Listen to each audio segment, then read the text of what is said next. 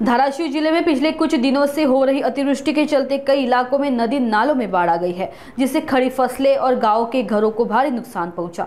इस नुकसान के स्थलीय निरीक्षण शिवसेना विधायक कैलाश घाड़गे पाटिल और सांसद ओम प्रकाश राजे निंबालकर ने की। इसके बाद दोनों नेताओं ने राज्यों की मदद व पुनर्वसन मंत्री और कृषि मंत्री से मुलाकात कर धाराशिव को तात्काल नुकसान भरपाई देने की मांग की है।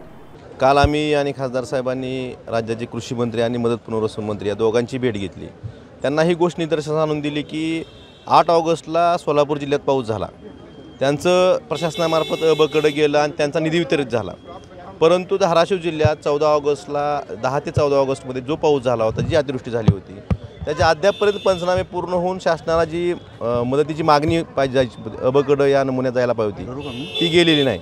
त्यामुळे तात्काळ ही माहिती मागून त्या शेतकऱ्यांना बाकीच्या जिल्ह्यात जसा निधी आला त्याप्रमाणे निधी वितरण करण्यात यावं। आणि दुसरा विषय, या सरकारने नवीन पीक विमा योजना लागू केलेली आहे।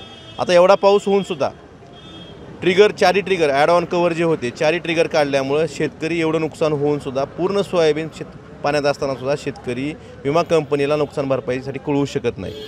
ते न कळवल्यामुळे जी तुटपुंजी रक्कम विमा कंपनीकडून मिळू शकत होती, ती सुद्धा आता मिळणार नाही। मग ह्याचं श्रेय कोण घेणार आता? आणि दुसरा विषय, मागच्या वर्षीपर्यंत निवडणुकीच्या आधीपर्यंत ह्या सरकारनं 3 हेक्टरपर्यंत 13,600 रुपये प्रति हेक्टरी अतिवृष्टीची मदत दिली होती।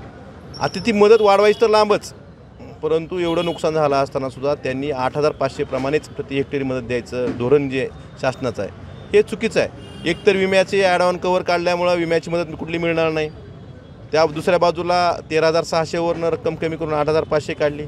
प्रशासन या पंचनाम्याच्या बाबतीत उदासीन आहे।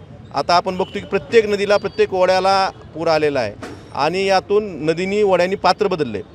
शेकडो शेतकऱ्यांची जमीन खरडून गेलेली आहे, ती जमीन नापीक झालेली आहे। याबाबत सुद्धा शासनाकडनं किंवा प्रशासनाकडनं कुठलीही जी मदत मिळण्यासाठी जी कारवाई करणं गरजेचं होतं, जे पंचनामे करून शासनाला पाठवणं गरजेचं होतं, हे अद्यापपर्यंत झालेलं नाही। तर आम्ही कृषी मंत्री आणि मदत पुनर्वसन मंत्र्यांना विनंती केली की ह्या सगळ्या गोष्टीचा समावेश तुम्ही या योजनेत या निकषात न अडकता, की आता तुम्ही 75% आपण बघतो की धाराशिव जिल्ह्यातले 75% महसूल मंडळ बसले, 25% राहिले। पण त्याच्या लगतचं जे महसूल मंडळ आहे, काय एका बाजूच्या महसूल मंडळात बसतं, बाजूच्या सगळ्या महसूल मंडळात बसतं, त्यातलं महसूल मंडळ एकत्र राहतं, कारण त्याचं स्वयंचलित हवामान केंद्र कुठं लांब असतं। त्या हवामान केंद्रावर पाऊस पडला नाही म्हणजे त्या ठिकाणी महसूल मंडळावर पाऊस पडला नाही असं नाही। आणि एकही शेतकरी धाराशिव जिल्ह्यातला आपण जर बघितलं असेल तर एकही शेतकरी आता नुकसानीपासून शिल्लक राहिलेला नाही, प्रत्येक 100% शेतकऱ्यात नुकसान झालं। त्यामुळे अटी निकष न बघता तुम्ही पूर्वीप्रमाणे 13,600ची मदत करावी, ॲड ऑन कव्हर परत एकदा चालू करावे आणि अटी निकष न बघता शेतकऱ्यांना सरसकट मदत तात्काळ करावी आणि खरडून गेलेली ज्या जमिनीचं नुकसान झालं आहे त्याची भरीव जी मदत मिळते ते सर्व शेतकऱ्यांना द्यावी, हीच विनंती आम्ही काल दोन्ही मंत्री महोदयांना केलेली आहे।